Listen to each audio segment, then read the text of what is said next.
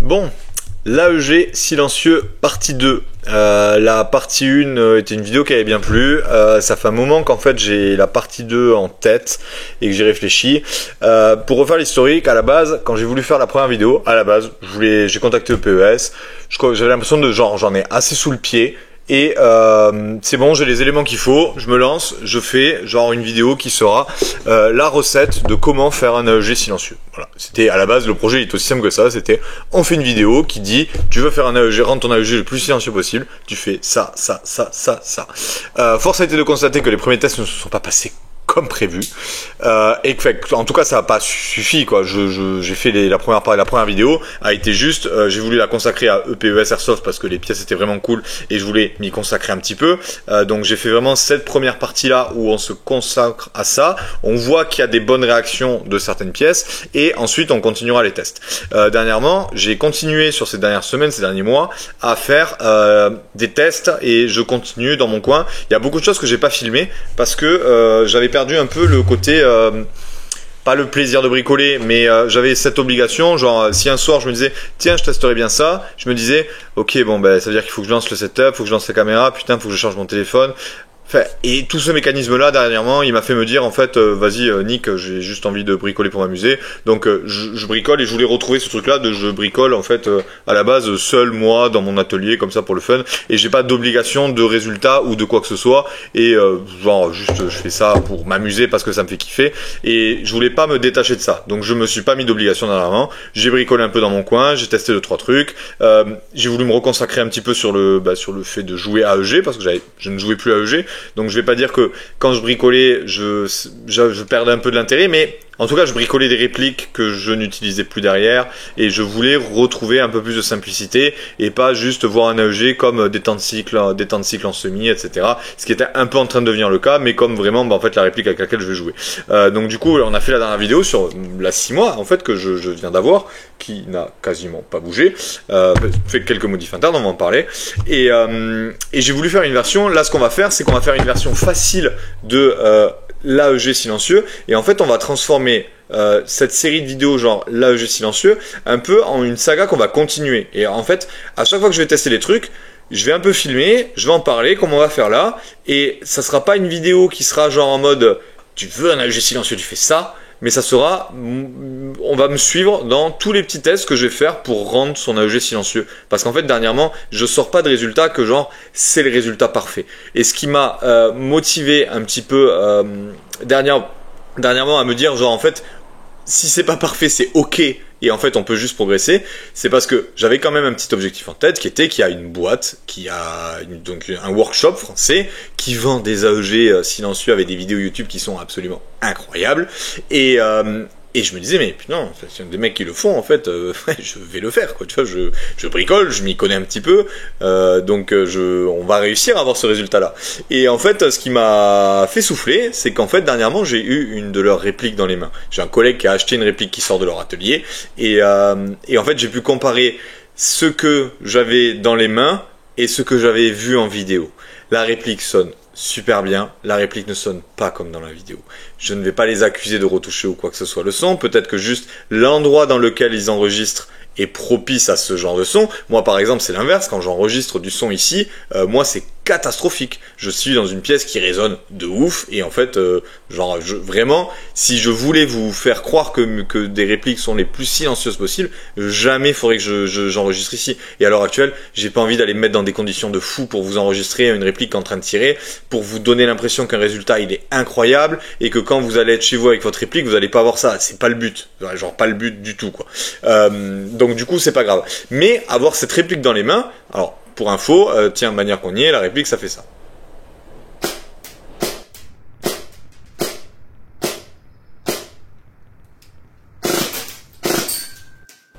La réplique elle est hyper bien montée comme je disais. Voilà, c'est très bien, c'est un très joli travail, il n'y a pas de problème. Ça ne sonnait pas comme dans la vidéo. Donc en fait ça m'a fait me dire ok, si l'objectif c'est ça, si c'est ça, 10 AEG sounds like an HPA, en fait, je peux, déjà, moi j'ai des HPA, donc je sais que ça sonne pas comme ça. Et mais en tout cas, ça, c'est un objectif qui est plus réalisable et qu'on peut aller en faisant beaucoup plus tranquillement. Donc, sachant que cette CIMA est une très bonne base, que genre en fait la mécanique est très propre de base. Il y a un 13-1 qui est short stroke, je sais plus si 3 ou 4 dents, je crois qu'on en a 12 sur le secteur guerre seulement. Un MOSFET e-shooter dans lequel on peut mettre du pre-cooking, donc on l'a vu, on a un cycle qui est hyper court de base. J'avais mis un brushless dans la dernière vidéo, je l'ai enlevé parce qu'en fait j'avais quelques petits misfeeds, et en fait cette réplique j'avais vraiment à cœur de pas trop y toucher. En fait je trouvais ça sympa le principe de elle est cool de base, j'y touche pas de ouf, tu vois. Et donc j'avais pas envie de commencer à m'amuser à faire à retravailler le timing, etc. C'était pas ce que je voulais faire avec cette réplique là. Donc j'ai enlevé et j'ai mis le Begady, qui est donc le Shy 28 TPA, qui est un MOSFET qui est un moteur qui est excellent et qui correspond très bien à une config en 13.1, Short Rock 4, genre ça marche très bien. Je l'ai mis dans le cul, ça tourne du feu de Dieu, le cycle il est très bien, il est très propre. Je vous mets, enfin vous allez voir de toute façon comment la réplique elle tourne. Donc j'ai voulu tester ça. De là j'ai voulu faire quelques petits trucs. Je me suis dit, en fait il y a quand même une pneuma qui est direct, qui est déjà genre les pneumas Mushroom, qui sont des choses qui sortent des sons qui sont quand même plutôt cool de base. Donc j'ai voulu quand même essayer de voir parce que le bruit résonnait quand même un petit peu. Donc je me suis dit, le cycle il est court, le cycle il est net, j'ai quand même un tapement qui est un petit peu violent, donc en fait je vais quand même essayer 2-3 trucs pour réduire ce tapement, mais genre faire la version la plus facile possible. C'était vraiment l'objectif, c'était de faire quelque chose de facile, de j'ouvre, je démonte, j'ai même pas refait de calage ni quoi que ce soit. J'ai fait un petit coup de propre là où il y avait de la graisse en trop, j'ai vérifié que c'était pas non plus trop le buzz, mais le bruit il était bon de base. Donc du coup j'ai voulu faire la version la plus débutant possible, comme quand j'ai fait avec le moteur et que j'ai switch le moteur et que je l'ai mis directement dedans. Le but c'était d'y aller tranquille. Donc du coup j'ai testé 2-3 trucs, j'ai testé une première fois une tête de piston sur laquelle j'ai collé un pad de chaise avec un sorbopad parce que j'avais envie de tester ça, parce que les pads de chaise, les tampons de chaise, j'avais testé ça déjà il y a plusieurs années. La réaction était pas mauvaise, mais en fait ça durait pas de ouf dans le temps. Donc du coup le problème c'est que ça s'affaissait parce qu'en fait le tapement faisait qu'il se réduisait et petit à petit en fait avait plus d'intérêt. Donc j'ai testé ça mais avec un sorbopad. Le bruit ok, mais en fait, ça change bien la signature du truc, mais pas de gros intérêt par rapport à sans sorbopad. Donc du coup j'ai retesté avec une tête Mushroom. Donc là j'ai une configuration dans la réplique où j'ai la tête de piston Mushroom d'origine avec le piston d'origine et un sorbopad, la tête de cylindre EPES et sorbopad. Petite parenthèse sur la tête EPES. Je l'avais testé à la base, je l'avais mis à la base avec le nozzle, j'ai remis le nozzle d'origine parce que j'avais vraiment envie de garder le plus possible de pièces d'origine sur cette réplique. Donc je l'ai remis. Faut savoir que même avec le nozzle d'origine qui n'a pas de joint au ring, c'est hyper étanche. Et la tête EPES, faut savoir qu'elle est extrêmement bien faite et de base c'est fait pour être avec son nozzle, mais visiblement avec ce nozzle là en fait il y a très peu de jeu dans le nozzle, donc en fait ça limite énormément les mid-cap syndrome, etc. En fait ça garantit un feed qui soit bien meilleur parce qu'en fait le nozzle ayant moins la possibilité de bouger quand il est au bout, en fait il vient beaucoup mieux se jointer avec les lèvres. Donc du coup en fait on garde quelque chose, on évite le mid-cap syndrome et on garde une très bonne jonction avec le nozzle en fait, tout simplement. Donc faut savoir que vraiment la tête elle est hyper qualitative, ça vaut 20 balles, c'est très cher, c'est une tête de cylindre très chère, sachant qu'une tête d'origine, la tête d'origine faisait grave le taf. Je l'ai mise parce que je l'avais et que je voulais tester le sorbopad.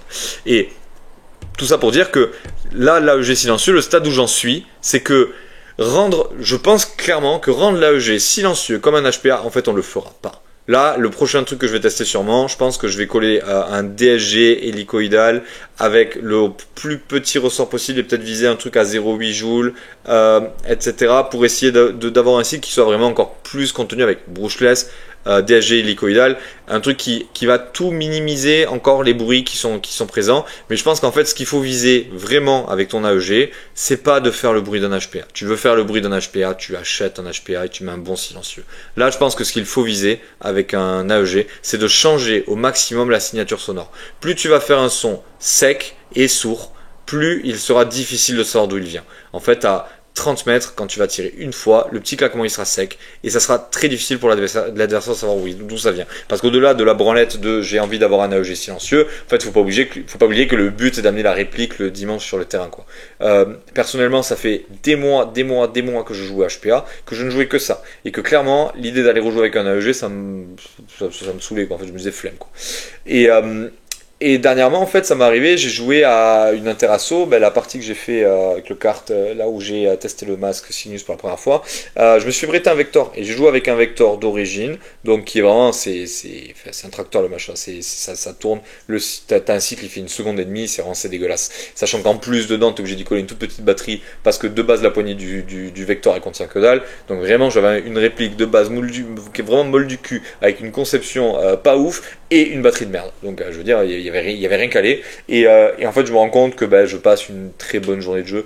J'aurais préféré que la réplique tourne un petit peu mieux. Effectivement, ça m'a limité sur certaines actions, mais en soi, genre j'ai joué, j'ai passé une super journée, et c'est pas la performance de la réplique qui me faisait passer une bonne ou une mauvaise journée. Donc c'est ça qui m'a fait me dire, bon vas-y, en fait rejoue à EG, il y a une part de kiff que j'avais envie de retrouver, et sans me prendre la tête. Donc là du coup cette config là, je vais vous mettre l'extrait vidéo. Comme je dis, j'ai tout remis d'origine, parce que j'ai testé 2-3 trucs, mais là j'ai remis d'origine, et j'ai juste tête de cylindre PES, le sorbopad.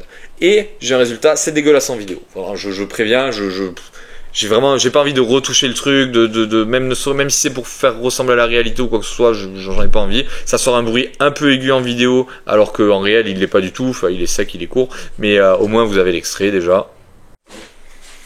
Bon, je vais me permettre de boucher un petit peu par moment avec la main. En fait, on va montrer toutes les facettes de genre la réplique à vide avec un chargeur, etc. quand je tire. Parce que en fait, comme j'ai un amplificateur et comme je le montre après, c'est vrai que ça fait un bruit un petit peu de bâtard. Mais moi, ce build, c'est comme je dis après, c'est pas le but qu'il soit silencieux, mais voilà, le truc est hyper actif. Au-delà du bruit, j'en profite pour montrer un petit peu comment ça tourne aussi, parce que j'ai juste fait le moteur dessus, quoi. C'est la seule chose qui a été changée, c'est le moteur le Chiai 28 TPA, donc et le pre-cooking qui a été mis à fond. Si je bouge, qui nous donne un petit peu plus une idée du bruit de la mécanique vraiment.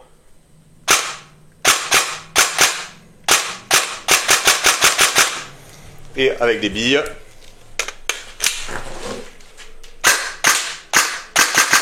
Je parle en même temps pour qu'on voit que vraiment il n'y a pas de modif, etc. Que c'est le son comme ça. Le son est capté comme de la merde parce que c'est comme ça. Déjà la pièce, je suis dans une pièce qui fait 60 mètres carrés au total, donc ça résonne genre de manière incroyable. C'est un grenier, mais ça au moins ça permet de se donner une idée.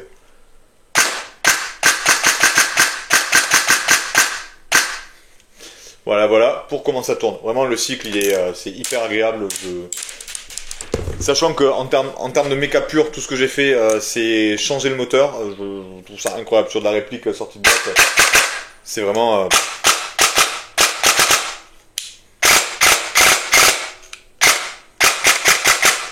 Ça tourne très bien. Et comme je disais, du coup, juste la tête de cylindre PES, le sorbopad qui ont été installés dedans. J'ai gardé le nozzle d'origine. Le nozzle d'origine, il a pas de O-ring, il est étanche sa mère. Je veux dire, l'étanchéité elle est parfaite.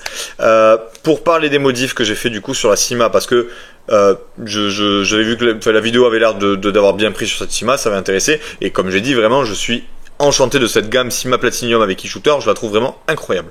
Je peux que la recommander. Donc du coup, j'ai mis donc du coup le moteur Chiai, comme je disais, le 28 TPA, le moteur d'origine est très bien, mais clairement le Chiai est plus coupleux, on exploite encore plus ce qu'on avait déjà de base, donc du coup je trouve que ça tourne très bien, et avec le pre-cooking à fond, ça marche genre du feu de Dieu, et j'ai réinstallé mon ensemble Begadi. Dernièrement mon ensemble Begadi, le Max 7, c'est un moment je le dis, meilleur joueur pup, le Max 7 je le faisais tourner avec mon bloc Max, parce que dans ma GEP j'avais un petit souci pour faire entrer le Neptune, je l'avais expliqué. Dans ma GEP tout tournait très bien. Quand j'ai tout rebasculé dans ma MCX pour remettre la MCX en HPA, j'avais quelques irrégularités et putain c'était pas ouf le tir, tu vois, par rapport à ce que je sais que le combo il est censé sortir, etc. Genre c'était vraiment pas incroyable, et ma Syma avec un Quantum franchement fumait la perf que j'avais avec la MCX. Là j'ai voulu réessayer sur la Syma de tout réinstaller avec le bloc Neptune, etc. Fait genre comme c'est fait d'origine. Le seul problème que j'avais de base avec le bloc Neptune, en dehors du fait qu'il avait du mal à fit avec le canon externe de la GEP, c'est que je satellisais la 0.32, genre à 1 je la levais à 1 j'avais déjà un peu d'effet, et à 2 je satellisais la bille déjà. Donc c'était très difficile de trouver vraiment un bon réglage. C'était pas ouf quoi. Et donc j'ai pris en fait le petit nub qu'il y a sur le dessus. Si jamais il y en a que vraiment on se soucie, franchement, passez par le Discord 595, j'y réponds avec plaisir. C'est très simple, je vous fais une vidéo en 2 secondes de montrer le truc. Mais en gros, le petit nub qu'on met sur la patte d'appui du nub en fait du bloc Neptune, le petit cylindre, je l'ai juste taillé. Coup de cutter, j'ai enlevé 1 mm et ça me permet là de venir chercher mon réglage entre 5 et 6 en fait. Je viens chercher mon réglage et là j'ai porté groupement incroyable. Genre le Neptune, genre vraiment ce que ça m'a fait au tout début, les premières fois où je l'ai testé, et où je me suis dit, oh, putain c'est violent sa mère quoi. Genre vraiment que c'était, ça m'a fait me dire genre, je vois plus l'intérêt de tester les joints alors que de base je suis quelqu'un qui teste énormément de joints. Donc vraiment là, je redonne la config complète, c'est bloc Neptune, max 7 en 60 degrés. Le nub donc 6 mm hein, qui est avec le bloc Neptune qui est vendu directement de base. Le canon, moi j'ai le Red Dragon 7 de Begady donc en 229 mm sur celle-ci, qui est certes certainement pas aussi qualitatif que la Akaishi, mais comme c'est Begady qui m'a envoyé les pièces, moi j'ai pris le canon Begady quoi. Aucun doute que le Davinci Akaishi il est bien mieux. La qualité d'usinage, je le vois, elle est pas folle, mais c'est des imprécisions genre au niveau de la fenêtre qui en réel n'ont pas d'impact quoi. Je veux dire, le polissage à l'intérieur, moi il est bon et tout, il y a pas de problème. Donc je veux dire, la perf elle est top et il me fallait demander à Begady du Begady, j'avais pas leur demander du Davinci. Et donc le canon, le joint, le bloc. Et genre vraiment là à l'heure actuelle le combo, j'ai mis pour au cas où quelqu'un veut faire vraiment le même combo sur le même type de réplique, pour une cima plate, j'ai mis 5 shims. Et voilà, pour récupérer. Et je récupère vraiment exactement la même régularité, même joule qu'au début. Je veux dire, j'ai gagné un peu, j'ai récupéré un peu de joule parce qu'avec le Quantum il te fait perdre quand même pas mal de FPS. Donc j'ai récupéré le Quantum, il me faisait descendre à 0,95 joules à peu près. Je suis remonté à 1,05 joules. D'avoir un combo avec un joint flat et pas le Quantum qui faisait réduire énormément. Donc du coup, comme je disais, cette vidéo de l'AEG silencieux, on va en faire d'autres. Et quand j'aurai une idée, quand j'aurai un truc à tester, en fait, on se refera partie 3, partie 4, partie 5. Manière de continuer à tester les trucs. À l'heure actuelle, il n'y a pas de recette magique. Moi, je voulais tester cette version facile. Et en fait, cette version facile, tu prends une cima plate, tu mets le pré-cooking à fond pour cacher un peu le temps de cycle, la tête de cylindre avec un servopad et voilà, en fait c'est cool déjà quoi. Ça fait quelque chose de sympa, sachant qu'en plus je le dis dans l'extrait, mais ce que je teste c'est que moi j'ai mon canon qui dépasse au bout quoi. J'ai le canon qui dépasse et qui est dans un amplificateur, mais juste parce que je le trouve très stylé et qu'à l'heure actuelle mon rôle c'est pas, vous vous doutez qu'avec une réplique qui fait cette taille là je suis pas en train d'aller jouer des mers dans la forêt, donc du coup moi en fait que la réplique elle fasse un peu de bruit je m'en cogne, et même je trouve ça cool en fait parce que comme le bruit il est bien sec, en fait, je trouve ça même sympa qu'elle fasse un peu de bruit. Ça apporte un petit truc, un petit réalisme. Si, il y a ces choses que j'ai faites, c'est vrai que je le dis de manière de dire, j'ai mis une détente max, parce que j'avais envie d'avoir une détente réglable. J'ai envie de choisir de régler la course, en fait, tout simplement. C'est tout. On va, comme je disais, on refera des vidéos AEG silencieux, on testera d'autres trucs. Là, pour l'instant, je commence à avoir testé un petit peu tout ce que j'ai. Je pense qu'en fait, là, il va falloir surtout réduire le claquement. En fait, de toute façon, quand tu vois qu'avec un sorbopad qui c'est fait en sorbotane, c'est une des matières les plus absorbantes qui existent, etc., on n'arrive pas à le couper à 100%, sachant que là je tire que sur 12 dents, je pense qu'en fait de toute façon là ce qu'il va falloir faire c'est tomber sur du DSG peut-être, enfin tirer sur encore moins de dents de toute façon pour limiter ce claquement là et alléger encore le piston. Je pense que voilà, on va se diriger vers ça. Je pense que le prochain montage qu'on fera, ce sera ça. Il y a un petit truc qu'il faut que je teste et qui apparemment change quand même pas mal le son. Est-ce qu'il est plus silencieux ou pas? Mais en tout cas, il est différent. C'est la tête à patch, la tête qui contient le système avec un nozzle qui n'a pas de tappet plate. Elle est reçue, elle est sur le bureau.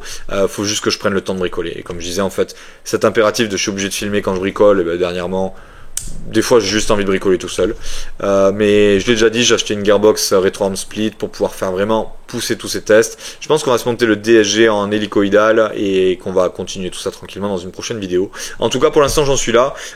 On reste toujours sur un budget, si on fait le bilan de là où j'en suis tout de suite maintenant. La réplique je l'ai payé 245 €. Le combo canon, joint, etc. il vaut 100, on va dire que ça va vous faire 130-140 € livrés. En partant sur la RD7, un peu moins, peut-être 120-130 livrés. Le moteur, si on arrive à le choper sur AliExpress, il vaut dans les 40 €. On le trouve pas tout le temps, mais il vaut dans les 40 €. Et sinon, il y est sur Begady à 55. La tête de cylindre avec le servopad, on est dans les moins de 30 €. Et je suis donc du coup sur un budget qui est pas énorme. Je suis à moins de 400, allez, moins de 500 euros la réplique. On doit être dans les 450 sur une réplique qui a des performances qui sont incroyables. Là, clairement, portée et précision, le combo Begadi marche. Il marche vraiment genre de ouf. De ouf, de ouf. La réplique a une régularité de base qui est dans les 1-2 FPS. J'avais 1000 chronies, genre c'est absolument incroyable. Le cycle est court. Là, le bruit est bien sec et a été quand même assez bien corrigé par rapport à l'origine. Donc on a un truc. Les qualités de la réplique, on les a données de base. Donc là, on est vraiment sur quelque chose qui est très très sympa. Vraiment, moi celle-là, je vais essayer de me forcer à ne pas trop la toucher parce que j'ai envie de la garder dans un build simple qui me permet d'aller jouer sans me prendre la tête et qui me fait que je suis relativement safe quant au fait d'avoir des problèmes avec. Parce que quand je commence à trop toucher de trucs, en fait, on n'est jamais à l'abri que le moindre petit truc puisse me créer un problème en partie ou quoi. Enfin, c'est comme ça sur les gros builds. Hein. On n'y peut rien. Enfin, je veux dire, j'ai beau bricoler pas mal, clairement, je suis pas infaillible du tout sur un build. Et j'ai pas envie que ma réplique AEG elle me merde dans les mains quand je suis en train de jouer. Donc pour l'instant, je vais garder un truc hyper tranquille sur celle-là. Et on va bricoler les autres. De toute façon, on va bientôt parler de la MK18 Daniel Defensi, ma Platinum aussi qui est derrière. Et je pense que celle-là derrière, on s'amusera bien. Une fois qu'on aura fait la vidéo de présentation, je pense qu'on pourra bien s'amuser dessus et jouer un petit peu avec. Voilà où on en est pour l'AEG silencieux. J'espère qu'il n'y a pas trop de déception pour les gens qui s'attendaient vraiment à ce qu'on en arrive à une recette miracle. Les gens, on n'entend plus ton AEG tir à 5 mètres parce que à première vue, je pense qu'on n'y arrivera pas de toute façon. Voilà. On arrivera à faire des trucs cool, on changera la signature sonore, mais on ne fera pas un AEG qui sonne comme un HPA. Et s'il y en a dont c'est vraiment l'objectif, malheureusement ça va être compliqué. On va faire des trucs cool, on va continuer. Dès que j'ai des idées de trucs un peu sympas à tester et que j'ai le temps de m'y coller, on fera des trucs. Mais on avancera comme ça petit à petit sans se mettre le coup de pression de cette vidéo là, il faut réussir à faire le meilleur résultat qu'on n'aura jamais, et ça nous permettra en fait la possibilité de se laisser le temps de toujours progresser et de travailler le truc petit à petit. Allez, je pense qu'on a fait le tour, bisous.